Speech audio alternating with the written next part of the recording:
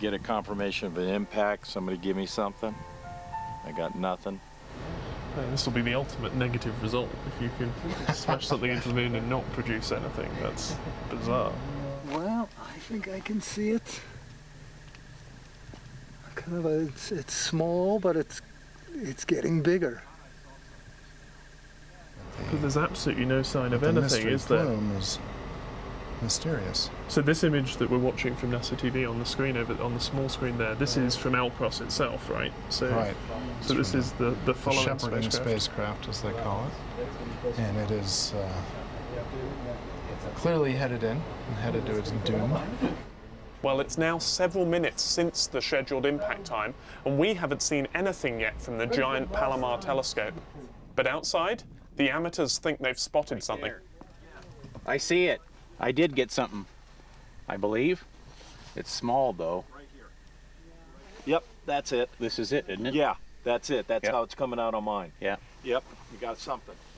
So looking at the first comments from people looking at the camera images, there's no obvious plume in the LCROSS images. There may be stuff there, we'll have time to process these, but I think it's fair to say that the whole result of the impact is a much, much less spectacular plume than we expected.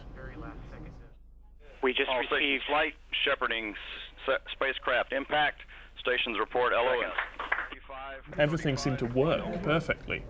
It's a technological success, but we've got a scientific result that we just didn't expect. The reality of the situation has begun to dawn on the amateur astronomers outside. I'm not seeing what those guys are seeing. I don't see anything really easy to say, yep, that video captures a dust plume. Did we see something? Is it maybe we wanted to see something? If I'm disappointed, absolutely. And embarrassed. Here we are. Hello. We were totally unlucky. What luck did you have? Well, did you have clear skies, Patrick? We were totally clouded out, not a break in the sky. We were all ready on the interstellar mirror, everything set up, and not a chance. I have to say, Patrick, the news is that I don't think you missed very much. We had clear skies here, beautiful image of the right region from the adaptive optics, but saw absolutely nothing. And indeed, we've been watching NASA, and the spacecraft didn't see very much either. There's no sign of a plume, only a signature in the infrared. So I'm not sure what any of that means. What do you reckon? I don't understand it at all.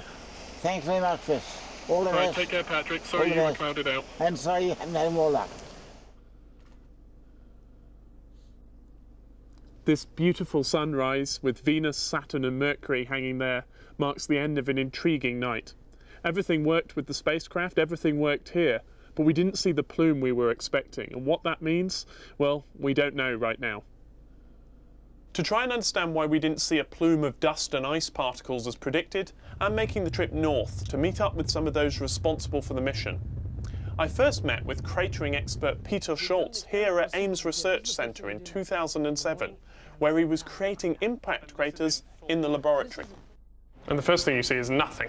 Right, it's just dead black. But then we had the flash. That's the moment of impact. And now we see that heated material, then suddenly we begin to see material coming into the sunlight. So this has been thrown up enough that it's into daylight and we see the scatter. Now the ejecta is rising above that rim of the crater. And you notice that we still see some hot stuff on the floor. Peter's lab results seem to promise us a huge plume of dust visible from Earth, but we didn't see anything at all. We saw some of this flash, at least in the infrared. Yeah. What did we see compared to your laboratory measurement? Yeah, but this is what we're still studying. We're still trying to decipher exactly. A lot of these instruments need to be properly calibrated, but I can tell you we're happy. Well, we were certainly surprised at Palomar that we didn't see anything. Were you surprised by the lack of visible plume from the Earth? Not really, not for this site, not for this particular site. I think if we had been in a different place, we may have had a shot to see something. The amateurs could have seen it. This was a tough place for observatories to see. What is it about the crater that made that so difficult? It was really deep. It was a deep shadow, and there was a mountain in front of it. Those two things in combination made it very difficult to see from Earth. The debris has to get into sunlight and needs to be visible from the Earth. This clearly got into probably some light, But the reason that's important, the water molecules will boil off, in a sense, off these sand grains, and then that would then allow us to see it. So one explanation is that all the activity that you've been describing happened before anything came clear of the mountain. Exactly. I've come to the home of LCROSS, NASA's Ames Research Center in Silicon Valley. We're told the Centaur rocket stage impact provided plenty of data for LCROSS, and I'm hoping that Principal Investigator Tony Colaprete will be able to tell me what they've learnt so far. So the Centaur hits the moon, and then a few minutes later the shepherding spacecraft, LCROSS, follows. What instruments did it have on board to study the impact? We have 9 instruments.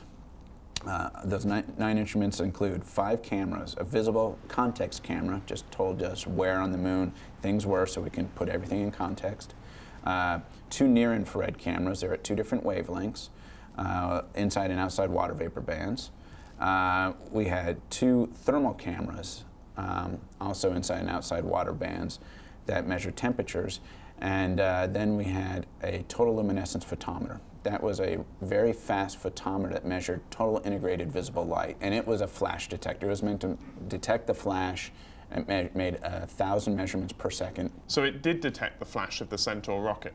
It's not clear yet. Okay. And that's an interesting point. Without a flash, one way you can get no flash is there's a lot of volatiles. A lot of energy's gone into subliming, evaporating materials instead of into visible light. So let's see if I understand this. If you hit something that's just pure rock, then the energy goes into creating the flash. But if you have ice there, that energy gets used in vaporizing the ice. That's right, and the heat's going into either making light or evaporating water.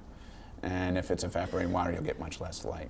But you did see the impact with the thermal cameras. Yes, we did, and with the spectrometers. We have 2 spectrometers look straight down. One's in the ultraviolet and visible light wavelengths, and one is in the near-infrared wavelengths.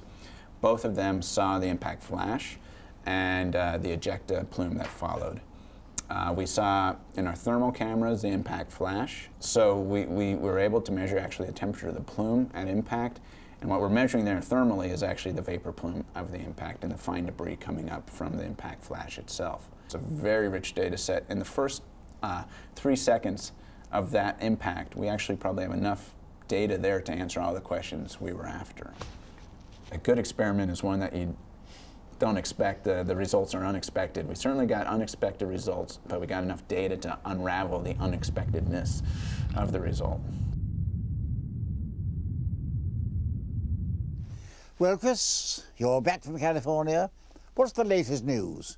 Well, it's been fairly quiet since I talked to Tony a couple of weeks ago. I think they've been working hard to look at the wealth of data that he described. Firstly, I think it's become clear quite how well the LCROSS spacecraft worked. Everything worked beautifully. Yes, and right down till the moment of impact. And of course, it came down in exactly the right place. It did, but it didn't produce the effects I at least was expecting. No plume. Did that worry you at the time? It didn't. I thought probably it had gone through a bit of the surface and landed and gone off bang, but by that time it was covered by debris falling from above. There's one possibility. Some debris definitely got up. We know that now. Some of it was observed by the Lunar Reconnaissance Orbiter flying overhead, which also saw the results of the impact. So everything we need is there. The question is, did LCROSS see water? And I'm guessing, but judging by the grin on Tony's face, I'd be very surprised if they don't announce sometime in the next few weeks that they've seen water. Well, I wonder. Possibly by next month, we'll know. Well, Chris, thank you very much. So, until next month, good night.